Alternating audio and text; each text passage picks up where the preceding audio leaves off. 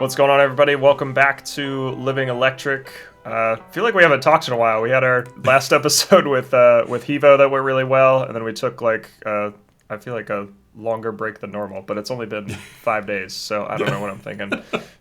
But we're back. We just wrapped up Earth Day here in Columbus, so we're gonna touch on kind of my experience there, some of the cars I saw, people I interacted with, that sort of thing. And then Brandon will get a chance to grill me with some more engineering questions because we're going to chat about kind of EV charging, what the process is like from an engineering perspective and just like a, permitting, project management perspective of putting stuff in the ground, because I think it's a lot more in-depth than a lot of people realize and takes a lot longer than people realize. So yes, yeah, I'm excited to talk about that because I feel like that's a process that I'm still a little unfamiliar with. So yeah. I'm excited to learn more about that. Yeah. And like, there's no shame in that either, because like, it's not something you should really necessarily have to be familiar with if you don't work in that industry. Like, you just see construction going on, and you're like, oh, they must have started working on something. Like, yes. You don't always see the background on stuff. So. Well, yeah. I'm excited to learn about it. As somebody who does work in the industry, I should probably know a little bit about it. Right. So, well, tell us about your Earth Day experience. I'll just be transparent before you start. I did not attend any event this year. We are prepping to sell our house, so we've been extremely busy with that. But I know Drive Electric Northeast Ohio I think they had 3 events, and one actually had 45 vehicles show up, which is actually the largest that the group up here has ever seen. So props to them. That's good. It turned out that way. But yeah, that's pretty. I want to hear about yours because yours looked huge. yeah, ours was decent sized. I think we had around 15-ish vehicles, and it's at Genoa Park in Columbus, which is right by COSI, if you've been to Columbus, like right on the river there. Like, beautiful like setup too, because you can you look out and see the city right next to you, which is really neat. But yeah, we had a lot of vehicles there, and it's part of like the actual like Earth Day celebration in Columbus. So that's kind of what we tag along to. Oh, it's cool. Always nice doing those events too, because we don't have just like a bubble of EV people. It's like more people that are, haven't seen an EV or haven't interacted with EV drivers. Like, you get more of a mix of people walking by, which is really nice. So you get, more interesting questions sometimes. You're not just talking about the same stuff. Like, people are curious about your car, which is great. Like, that's the part I like about the events, is kind of the outreach, if you will, of showing non-EV drivers what it's like driving one. So that part was really cool. Yeah, that's awesome. Yeah, I feel like that's a great setting just to have everybody walk up. Right. I feel like some of those events, they tend to be a bit siloed, so it's really cool to be in a park setting like that. Exactly. So how many estimated people do you think walk throughout the day? Oh gosh, I think last year Mariah said we had, I think 10,000 walk through, at least walk past everything. Not necessarily stop, but at least walk through and see us, which is insane. So I'd imagine we probably had a little bit less this year because it was supposed to rain and it was a little chillier. Yeah. The weather ended up turning out beautiful though. It only rained for a short time, and then we were back, with our windows open and doors open and everything, and it was fine. So that's great. That part was nice. But yeah, we had a ton of people. Definitely one of our higher visibility events. So we had, like I said, I think we had 15 or 16 vehicles. Last year it was basically all Teslas. I think we had 6 or 7 Teslas there. That completely flipped this year, and we had 6 or 7 Rivians there instead of Teslas. Wow. So I think we had we had 5 R1Ts and an R1S there. So nice. That was the majority of our vehicles, which was really cool. I hadn't seen that many Rivians together ever. So that's awesome. Yeah, it still blows my mind that Cleveland is the city that got the Rivian Service Center and the delivery center. I felt like Columbus might have been a little bit of a better market for that, but that's still cool that you guys had such a large population of Rivians pop up. Right. Yeah, that part was cool. It was interesting too, because obviously I'm a Tesla owner, and I'm kind of used to the Tesla group of people. Not that Rivian people are different or there's any cliques or anything, but the like the feeling around being a Rivian owner right now, at least like talking with a couple of them, it felt like earlier like Tesla days. Like that's what it feels like right now. So they're doing like, they're going to do owners groups, they're doing like their own meetups, and it's like they're very much the like new cool kids on the block kind of thing in the EV that's space. Cool. Which is really neat. I mean, like any kind of excitement around that is really cool, I think. So for sure. So out of those Rivians, how many of them were new EV drivers? Like that was their first EV? I didn't talk to all of them, but the couple I talked to, it was their first EV. So like had been looking at, a truck or had been looking at a bigger car and then decided to go with the Rivian. So like I said, I didn't talk to everybody, but I assume it's probably 50-50. Got it. One of them's like a former Tesla owner. Couple of them, it was just their first car or first like major vehicle purchase or major like expensive vehicle purchase, I guess, wow. And went with the Rivian. So it was definitely a mix, which is interesting, but still skewing towards, I think, first EV, which is pretty wild. So, oh, that's awesome. So I do have a question for the people who walked through that, like, weren't EV drivers or, like were like EV curious. What were some of the questions you received from some of them? Yeah, it was a lot of the basic stuff. I think I always try to like be, friendly up front. I'm like, hey, do you have any questions? Like, I don't want to bother people if they literally just want to look. So I'm like, do you have any questions? Like anything I can answer for you? Like most people are like, no, I'm just looking. But a few of them are like, I was actually impressed because most of them that actually like took us walk around my car or other cars were like, we're actively looking at an EV right now. We just like, this is our first time seeing one, in person, kind of up close. Oh, wow.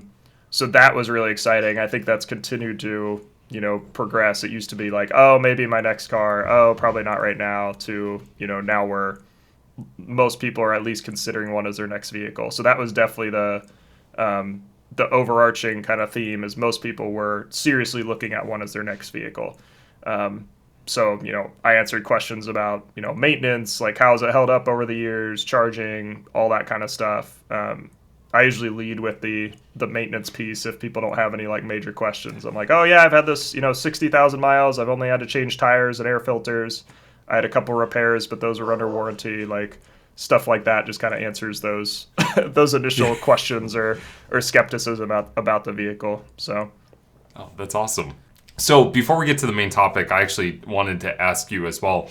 So those, the people who are interested in looking at EVs, did they know about this event ahead of time or did they just stumble upon it? Most people knew about it already because it wasn't like it is in Columbus. So we just get random people, going about their day, going to work out or something. But like it is also like a pretty big event. So you kind of had to know it was happening ahead of time. So people had their families there, couples were there, like all that kind of stuff. So definitely like groups of people walking by sometimes. So yeah, there was a lot of people that just expected to show up. I don't know if everybody always knows that like there's a bunch of EVs here, but it's pretty you can't really miss us. So we've got probably the biggest block of cars there, or block of things there, because they have like food trucks lining everywhere. They have like tents with all kinds of activities for kids and stuff. Like it's a big event. Yeah. It's not just drive electric stuff, but we've got a pretty sizable section, if that makes sense. Well, we'll be there for next year's event. So yeah, we're excited to have you. Yeah, definitely. Well, should we move on to the main topic of today? Yeah, let's do it. I'm really excited to dig into this. Yeah, I'm trying to think of where to start this or how to set this up, but I guess the main thing I'll say before we get into it is like I think this definitely goes like unnoticed in a lot of the just EV construction or EV infrastructure discussions is like how long a lot of this stuff takes. Like it's easy to say, oh no, like why can't we install a fast charger in a couple months? Like that, like just looking at the construction, digging some things up, adding some new wires and conduit and doing all that stuff, why can't that be done in a couple months?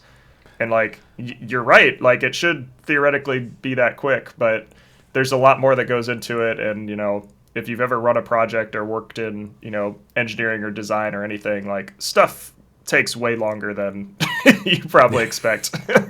Oh yeah. So that's permits and all that stuff. I'll just preface with that like anything like any timeline you're probably thinking about, like double it, and that'll probably get you close to the actual time it will take to do everything. So. Well, do you want to start from the beginning? I mean, like, obviously we don't have to, like, go super in depth with this, but it might be good to start at the beginning to the complete install. Yeah, so, like, I guess step one of, like, we'll just use, I guess it could be any charging site, but, like, step one is really figuring out, where are these chargers going to go? Like, not only, in a physical, like, city, like a large kind of macro scale, but also, like, a smaller scale on a specific property. Like, where are these chargers going to be installed? I think that's step one. So, like, part of my job sometimes is not necessarily going out to site, but getting pictures from, a site host to say, oh, here's our electrical panel. Like, could we fit them here? Could we fit them here? Like, just those initial kind of discussions to figure out, is there physical space for this equipment? Is there, electrical space for this equipment? Like, where can we, physically fit these? And also, where does it make sense for drivers as well? So, like, we see with a lot of charging installs right now, sometimes they stick them at, the very front of the property, which is great for, tying into their electrical room, but then you're potentially blocking, handicap spots or blocking, more, I guess, like, higher use spots for people that are coming and going quickly versus an EV driver that might be parked there longer. So there's a lot of give and take with, where in the parking lot it goes. And we've also seen the opposite, where you throw it at the complete back of the parking lot because that's the easiest place to get utilities in. And then you've got, EV drivers walking 150 yards to get into a store. So it gotta really, get your steps in. Yeah, it really can go either way. And there's a lot of, like, considerations around that. And, like, again, if you're looking at kind of the engineering design, site survey process, sometimes it's choosing, the lesser of two evils. You've got to give and take with some of this stuff. There's not always a perfect place to put charging. So sometimes that's why you see those weird installs where it's like, why did they put a charger here? It's like, well, maybe based on their budget or based on other factors, like that's the only place they really could do it. It was either there or not at all. So that's another thing to kind of keep in mind there. Gotcha. Okay. That's interesting, yeah, because I feel like we've stumbled upon all types of different installs. And right. I think, like the more experience that I have on site with, like, at least charging at a location, I need to be more mindful of where, like, transformers are, where the equipment is, and just kind of get, like, an understanding of what this layout is like. Yeah. Because, there's definitely some instances where, like, the charging station's right up front, and it's always blocked by, like, a non-EV or a car that's not charging or whatever. Right. And then, I've had examples where, like, Electrify America puts it in the way back corner of a Walmart parking lot. Yeah. And when you got to use the bathroom and you got to walk all the way there, it's, it can be a struggle. So I'm thinking, and I don't want to control this conversation just because I'm kind of in the dark with it, but I think it would be interesting to talk from both, like, level 2 installs and DC fast chargers, because I'm sure there's some similarities and differences depending on which ones. And I have some dumb questions that I want to ask you for both. Okay. So, do you want to start with level 2? Yeah, so for level 2 or AC charging installs, like it's generally pretty easy. Like, I think people don't really realize, like, how simple pieces of equipment those are. Like, it really doesn't take a ton of, like, effort, if you will, or complicated stuff to install AC chargers. You're essentially installing, like, a switch that turns power on and off for a vehicle. So it's not too complicated. The nice thing about AC installs is generally the power on site is already set up for those kind of chargers. So, like, they run at, 2.8 or 240 volt, which is kind of, common house power in the United States. So most locations can accommodate an AC charger. Mm-hmm. That is the nice part. That's also why we see those, more often out in public right now. Like, we don't see as many DCs, but you may see a random, AC charger just thrown somewhere because they could fit it. There was space in the panel. They had a free spot, something like that. Way easier to just deploy pretty quickly.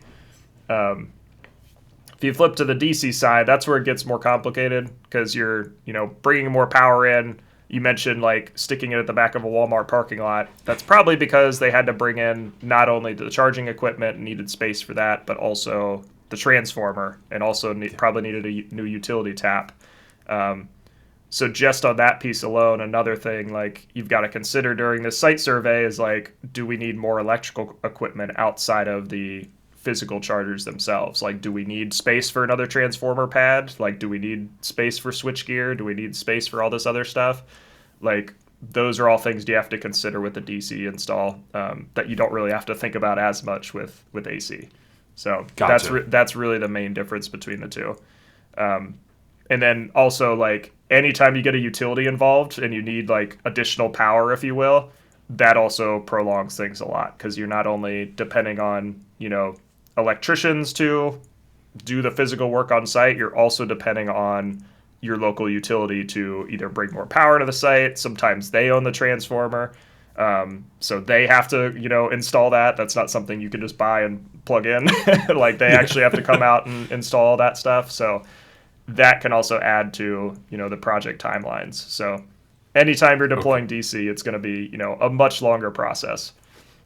Gotcha. And then we see that all the time. Like, I see people post online like, oh, why isn't this charger install up? These chargers have been in the ground for 6 months or something like that. And it's usually because they're waiting on a transformer. So you may see all the equipment at the site, but then there's like a couple conduit, like those PVC pipes sticking out of the ground.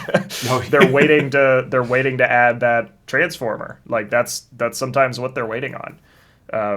And that's been a big issue over the past, 18 to 24 months in the industry, is getting those transformers for DC charging. So that's holding up a lot of these projects right now.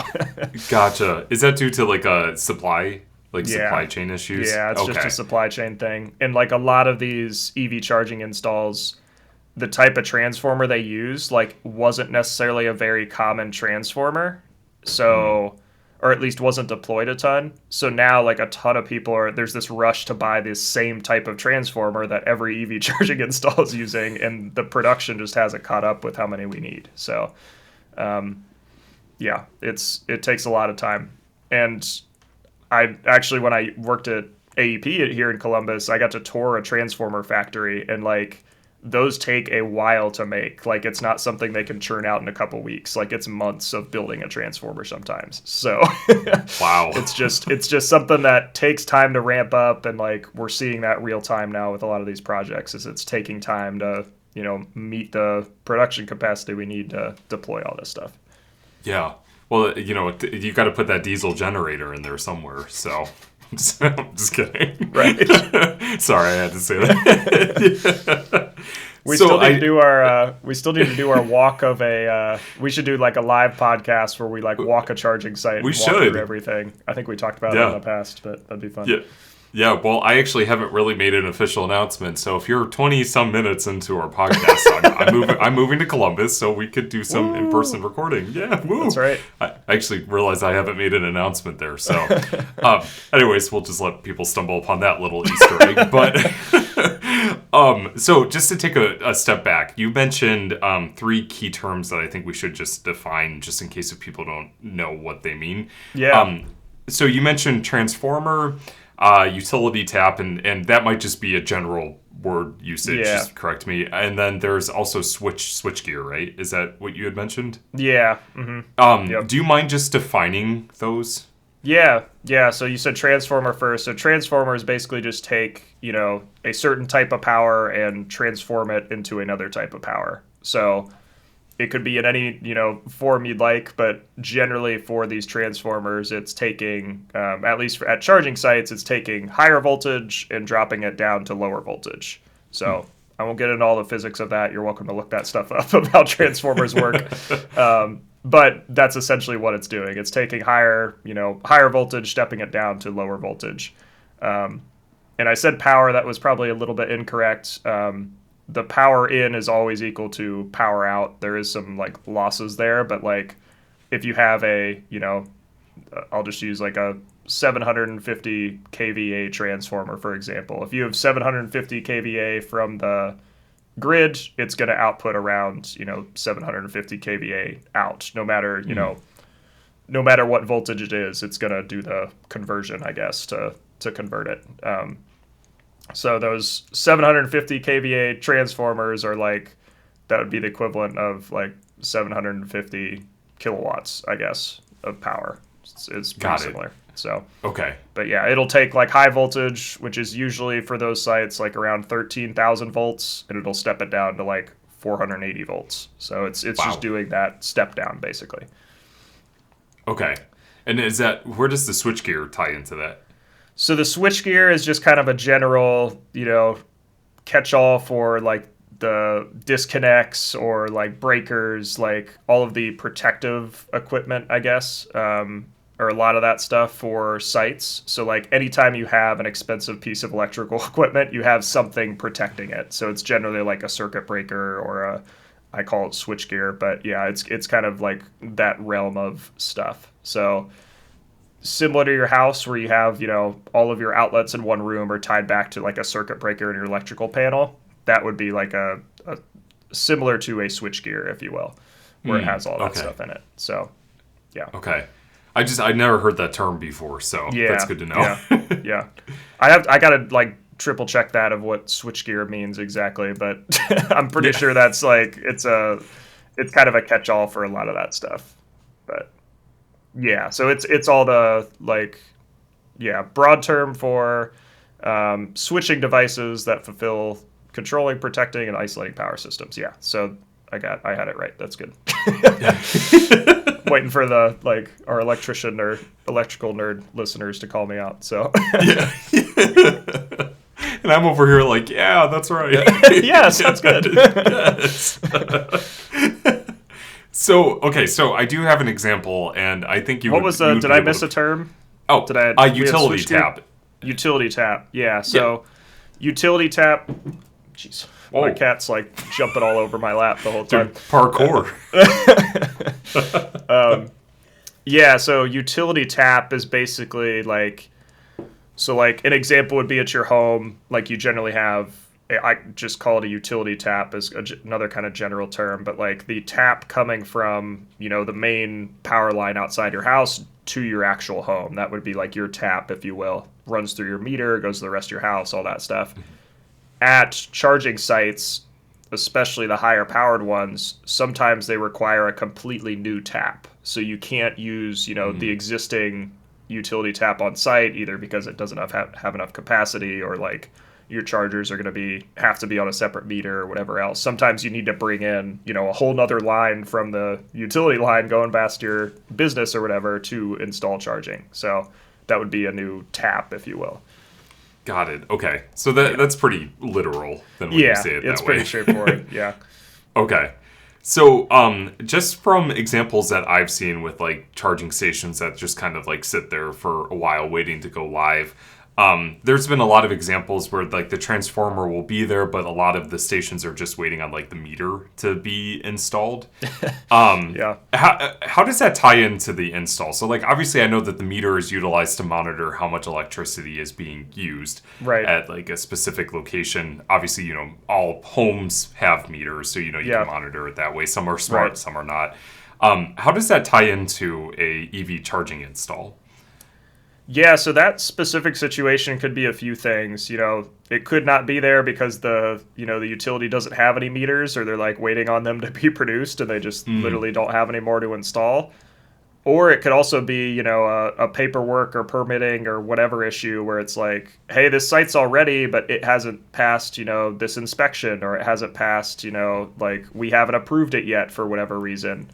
There's a lot that goes on in the utility space, especially on the distribution side, in terms of like tracking, power usage and like needs of the general public from a power perspective of like this specific area needs this much power, this area needs this much power. So like anytime you add a new, especially an EV charging install, you add like a ton of power in one spot, it has a ripple effect on other things in the area.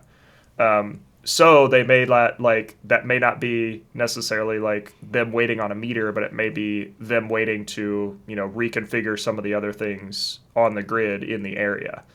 So try not to dive down the rabbit hole too far here, but like on the distribution side, there are a ton of reclosers generally, is kind of the industry term for them. So like if you've ever been at your house and like power's gone out for like a second and then like flickered back on instantly, Yeah. and stays on just because that's called like a recloser is like kind of coming into effect. So it's noticed that it's noticed that there's some sort of issue on the grid. Maybe a tree fell on a line or something. It can reclose and say, oh, like that branch just fell past the line. It didn't actually, damage it. So it can reclose and, get that line back up and running, and you have no issues to your power.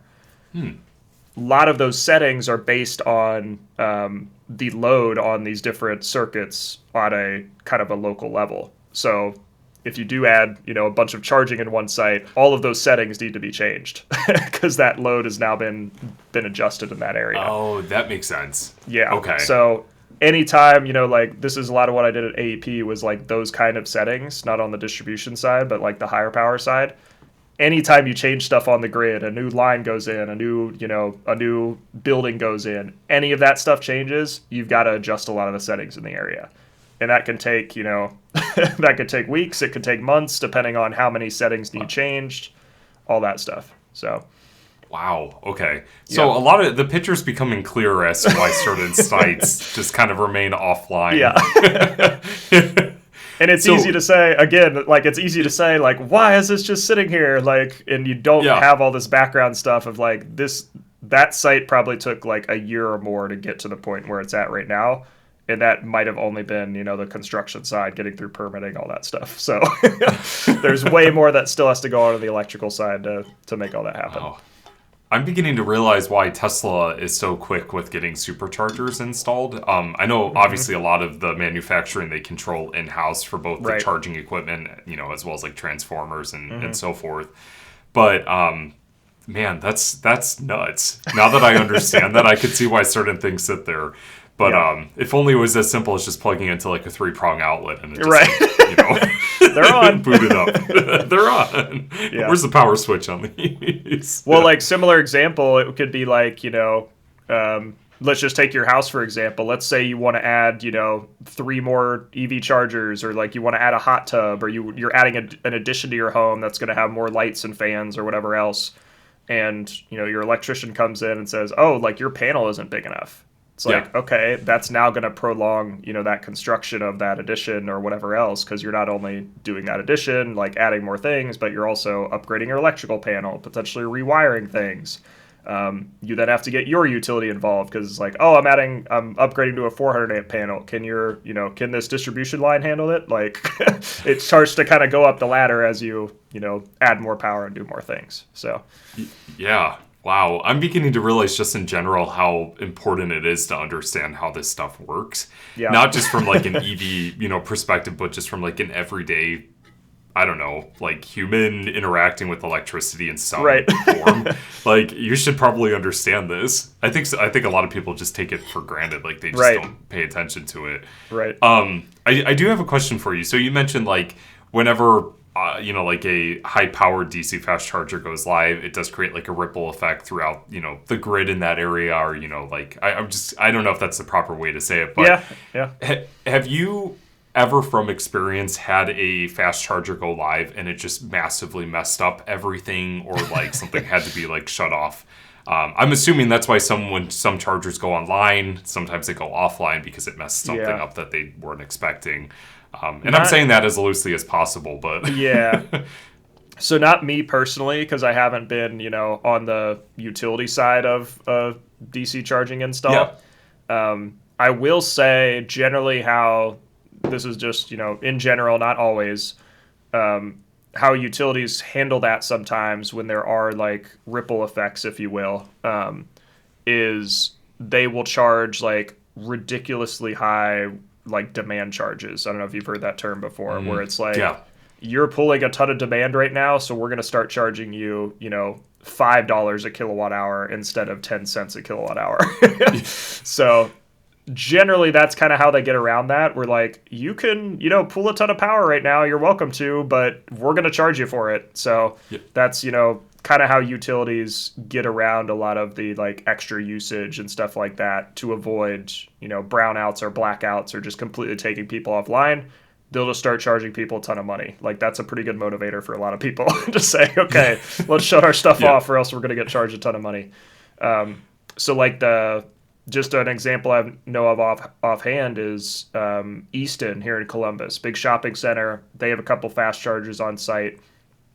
When they hit like peak hours of the shopping center on Saturdays, when there's a ton of people there, everybody's, using energy, the lights are on, fans are running, it's the summer, AC's running, like all that stuff. Yeah. They will literally put a gate and block off the fast chargers so people don't use them. I've seen that. Yeah. Yeah. Because of those demand charges. So, like, that's a quick way for them to be like, hey, we've already hit our limit, are already spending a ton of energy. Like, we can't charge vehicles right now because it would just, it would cost us way too much. So. Wow. That's, yeah, I'm trying to think of, like, some follow-up questions because I can see how some people might feel like, because I've seen it all the time, like the misconception that like with EVs, it allows people to be controlled in some aspect. Like you kind of see it all the time, especially like on Facebook. And I can see the understanding where if like you pulled up and like a DC fast charger's gated off. Yeah. Because the thing is that like I'm not sure if they actually like put up like a signage or like any type of explanation. They do, I think. Okay. I think it's, I don't know what it says exactly, but it says like temporarily unavailable due to power constraints or something like that. But again, that then kind of leads into the misconception of like, why do we even install these? These are taking down the grid, like all this stuff. And it's like, I mean, Easton probably just needs more power, quite honestly. If they're going to continue to add buildings and do all this stuff, like they probably need more capacity there. So, yeah. This is where I'm just gonna kind of jump back to what I said earlier. A basic understanding of how electricity works, I think, would really help people understand that it's not a form of control. It's just how things work, and things are just going to improve. As we start providing and building more resiliency. Resiliency. Thank you. Yeah. My coffee's not kicking in yet, but more resiliency. To the grid. Right. So I wish that they would teach that in high school as well as taxes. But whatever. No, but this is all very useful and like good knowledge to know. I mean, this is all stuff that like I had no idea that that's how things played out because I was kind of in the same boat where like if something's sitting there for a year, why isn't this online yet? Yeah, and it makes sense. Mm-hmm. It makes a lot more sense. Yeah, so if we jump back to we talked about kind of the like site survey spot, like after you pick out a spot, like what happens next? Like, all right, we've got our, we're putting chargers here. That's what we've decided. What happens next after that? So once that is decided, it would then go to like design and engineering. So that means, actual electrical engineers. Like I am one, but I'm not a licensed one. So like it would have to be, a licensed engineering company.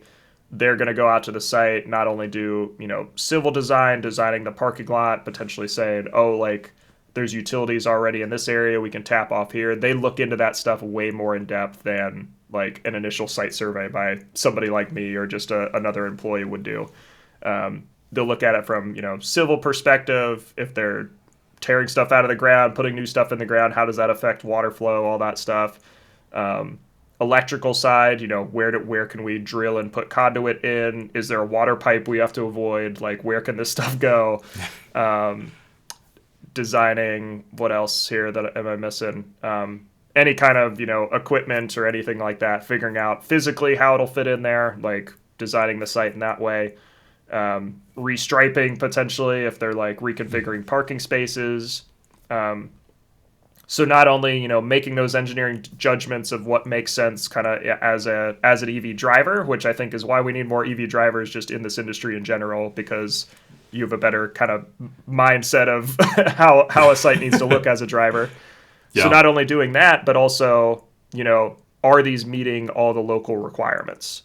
And that is the big sticker for a lot of these sites, and why they take forever is because there's a constant back and forth in this engineering process of designing something, sending it back to people for approvals. They reject things or want to change things. It goes back to design and engineering. That process can go on for months, if not, 6 months to a year, depending on how long things are going back and forth. So, and that's generally because there's some kind of, dispute on something that could be, a land dispute where it's like, oh, we have to like encroach by a couple feet to fit this equipment in, and that goes into somebody else's property. That person doesn't want that equipment on their property, so they're going to reject it. They have to completely reconfigure the site. Like, it could keep going back and forth depending on what you uncover. Once you get to, and then, at the end of the day, the local city, generally people call it the AHJ, which is authority having jurisdiction. So like who has the final approval on that site plan? So like if you see like, is it Marco RPT on Twitter? Yeah. Yeah. I need some water too. Oh no, you're Got good. myself going. Yeah. No, Marco's is a fantastic Twitter. I don't know him personally, but I love seeing what he's finding with like the Tesla permits and the new superchargers, and he runs the Rivian one as well. Gotcha. Which is really cool. Yeah. Keeps him busy, I'm sure. Right. Yeah. But yeah, if you follow him on Twitter or kind of see the stuff that he posts, that is like the AHJ is like generally who is issuing those, like, here's the permit that's been filed, like from Tesla. So like it's sometimes the random town, it might be a township, it might be a city, like whatever. They get those plan sets and say like, oh, these are in the permitting phase where we as the AHJ are reviewing these and making sure they meet all the requirements. So okay. States like Ohio and some of these in the Midwest aren't as strict, where it's like, hey, as long as you have all the parking spots here and like they're striped properly and things are measured the right size, you're good. Other states, California especially, is very strict on, do you have ADA spots with these charging spaces? Like, are these a proper size for like van accessibility? Like, they are very much, like making sure they're catering to all types of drivers, which I think is good, but it can also slow down permitting because there's way more restrictions and way more things you have to consider when you're designing the site. So yeah, that again is another thing that can slow things down. So just out of curiosity, because it always blows my mind how ARCO finds all these permits, and I can't imagine trying to monitor every single state. Right. And now I'm going to get tripped up saying that AHJ, right? Yes. G? Yeah. J. Okay. AHJ, is that like kind of like a universal type of platform that like if anybody wanted to find like a permit, say for like something we're in Connecticut, they could search for it in there? It's not like the Google of permitting? I don't think so. AHJ is just a kind of like industry term, I guess, for authority having jurisdiction. So it's not like a database where you could like comb through. So okay. I don't know Marco's methodology for finding these. I assume what he does is looks at the like coming soon page on Tesla's website. And then, if there's a town name or something in there, he'll then go to the local one and find, okay, like I need to just check this every couple days to see, has something been filed with this town for a charging site? So got it. Okay. That's generally how I'd assume that's how it's happening, but I'd be curious to hear Marco's side of it, because I'm impressed as well. Yeah, it blows my mind, and maybe we can get him on the show. Like, I just think about like the one he found a permit for Willowick, Ohio, and that's not even on Tesla's website for a location. Really? Yeah. So I will have to. I'll DM him. I'm sure we can get him on the show. Yeah. But I don't know if he wants to spill his secrets. He's very good at what he does. Right. So. But anyways, so I was just curious because I know some people might be interested in learning where they could find permits, but I have no advice on where they can find that. I mean, they're all public. That is the thing. Once it kind of enters permitting, it's then in kind of the public sphere. So your local town, your township, whatever, probably has a local, permit page where you can log in. You don't even have to log in sometimes. It's just publicly available where it says like, oh, permit filed for like a road widening, or permit filed for, a new business going in or new commercial building. Like all of that stuff is just publicly available because like the public kind of has a right to know that something's going in their town. Yeah. But that's where they can, see all that stuff. So that is also kind of brings us to the next side of it. Like as it's going through permitting, sometimes you also need like, either like city council's approval, or like that's when you see sometimes these like, oh, this charging site is going before the board or going before council to get approved. So that's when you have, if you've seen Parks and Rec, when they have like those town those town meetings and people are all like mad about something, and you have a big group of people come out and like denounce or like say we don't want this here. That can sometimes slow things down as well. So that is another hurdle you have to overcome. If like people come out and kind of voice their opinion on things, that could sway, a council's vote on whether or not it is approved or not. So got it. Okay. Another hurdle to get over. Yeah, but that's everything. That's not just EV charging. Right. Okay. Yeah. But, some things are less controversial than others. Some it's like, oh, we're just, putting in, a new building in this vacant lot that's just been sitting here for 10 years. Whereas, putting in fast charging in a congested area already, people might get mad about that because they're like, oh, this will bring more traffic and more parking issues and whatever else. So really, it kind of depends on the situation of how the public responds. Okay, interesting. So yeah, that adds another layer to complexity there. Yeah. And all of that is prior to even putting a shovel in the ground as well. So like has to go through, so to review, we went through, like initial site survey, engineering design, permitting, approval. Once it's approved, stamped, sealed, signed, whatever, then that's when you can actually, put a shovel in the ground and start construction. Once you get to that point, it's usually pretty straightforward, but also like a lot of these engineering drawings, like generally when you're adding onto a new site, you may be working with drawings that are 50, 60 years old from when the utilities were originally installed. You don't always know what you're going to find when you go on site and actually start digging into things. So another thing that could, another thing that could... Sounds like home improvement. The further you dig into things, the worse things get. Exactly. So another thing that could delay, the eventual installation of anything is, oh, we hit a water pipe we didn't know was here. Like, who knows what you could run into when you're actually out on site. If something got changed or moved and just wasn't reflected in drawings properly, like, you don't always know till you start digging into things. Yeah. So. Yeah. Man, that sounds just like home improvement. So I'm trying to think of what else after that, unless you have any more questions on that process. Well, so I'm assuming this is just a big assumption, but if the install is probably the fastest process, right? I mean, I'm not talking about like installing like the transformers or some of like the end bits. Yeah. As this conversation, like the physical work, if you will.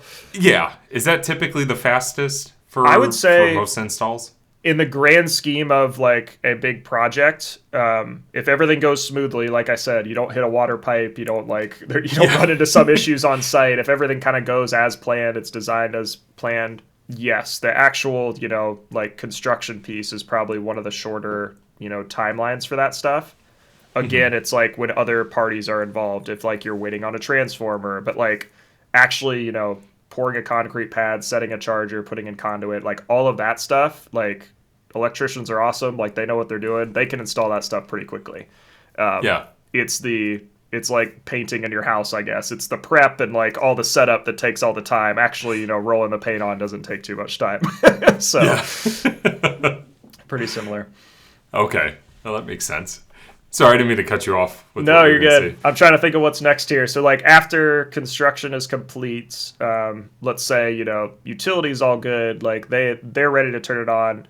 Then you get into kind of the activation piece, which is more like the software side of things, where it's like getting the station online and running so that people can actually, like have a charging session at the site. That sometimes can be a long process depending on what network you're working with. If it's an EVgo or Electrify America site, they kind of run their own thing, so they can probably activate those pretty quickly. But if it's another smaller network, it might take longer because it's a more manual process to get the site added, get the site owner onboarded, something like that. Really depends on kind of what the network situation is there to get all of that stuff online. But that's one thing that I like about our company is like our onboarding and like site activation process is like instant. Like as soon as it's installed, you can activate it same day, which is really awesome. So that's awesome. Yeah, that's great. Yeah, it's always intrigued me. I mean, this is kind of like in my realm now with like what I do with ChargeWay. Right. So yeah, it's always been really interesting to see how long a certain station that is live shows up in like a certain network's data. Because sometimes it's instant, other times it takes a month. Like it just depends. Right. So that's cool to hear. Yeah. So I think that's it. After it's, you know, powered on, everything works. Like you're kind of into, you know, any kind of initial troubleshooting if stuff doesn't turn on properly. That can sometimes take a while too. Like if something is, you know, you don't realize a charger is damaged and it like keeps tripping itself out, or, you know, might have issues charging a car initially. Like there might be some initial troubleshooting steps, which is when you see, you know, a station go online and then instantly offline like a week later. That might be why, like it just has run into issues, like either was like damaged during shipping, or like it was what do you call that? Like a defunct kind of unit where it like just had some kind of issue with it. So that can happen as well. Definitely something I think the industry as a whole needs to get a lot better at, is like just more reliable equipment in general. But, you know, something you have to deal with, unfortunately. Yeah. Yeah. Well, that's just another piece of things that will just improve over time. You know, we've talked about this. A lot of this technology is still relatively new, you know, so yeah, it'll just get better. But no, that really, now I feel like I need to go to a site and just like analyze it. People are probably gonna be like, what is he doing standing in the parking lot? You gotta get a high-vis vest and a hard hat, and nobody will question you. So I've got one you can borrow. We'll go out with our hard hats and just act like we're important. We should do that during our live stream of site, you know, a site review. Yeah. Well, why do they have microphones? Right. Look like the news. Yeah. Oh, that's so cool. Well, Alex, thanks for explaining that to me. Yeah. And to us, you know, all of our listeners. Hopefully I got all that right too. Like I said, I'm not a professional engineer. I don't have my like engineering license, but I do have, you know, a degree in it, and I've worked in the industry a while, so I see a lot of this stuff. I'm not like directly involved all the time. So definitely, like, if I mess something up, let me know, because, you know, I'm trying to learn this stuff as well as, you know, Brandon and others are as well. So yeah, definitely let us know what we missed or what we potentially got wrong here. But I think I got most of it. Yeah, I mean, I think it sounds like you got most of it. I know that this was a very high level discussion, so. Yeah. You know, I'm sure there's a lot more details that we could talk about in a future episode. So, right. Yeah. No, this was good information. It helped me, and hopefully it helped others who are listening. Well, good. Yeah. Yeah. Cool. Well, I think, is that it? That's it. Well, I say go check out some sites. Go look at how they're installed, and so actually, no, I do have one last question. So if somebody is going out there and looking at a site, you know, it's live and they're just curious to like kind of see how things are set up, if they had questions, would it be better for them to reach out to like the network regarding that, or would they reach out to like their local municipality? Like, how would something like that go? Yeah, it would depend on where the question is, I guess. And again, kind of back to my, when I was talking about like who owns the transformer or who owns certain pieces of equipment, I didn't really touch on that too much, but like sometimes it depends on the site too, of like where the delineation is between a utility and the charging network, like who owns what. And even sometimes like below ground stuff. I know sometimes like sites will, you know, the charging equipment is owned by the network, the utility stuff like the switchgear transformer is owned by the utility, and then like conduit and below ground stuff is owned by the site owner, and it's like this weird delineation of stuff. So I think it really depends on what you're talking about. I'd say in general the physical charging equipment, like the stuff you interact with as a driver, is probably like going to the network or the charger manufacturer. But then anything on the, you know, the meter, the, you know, utility transformer, anything like that is probably going to be the utility. So got it. Okay. Really depends there. But yeah. Okay. Cool. Well, I thought this was a great episode. And I'm glad we're doing this in the morning. I'm more awake. So definitely. cool. Yeah, so hope that was valuable for everybody. Again, if you have any questions or things you want us to explore more on the show, definitely let us know. Yeah, and we'll catch you guys in the next episode.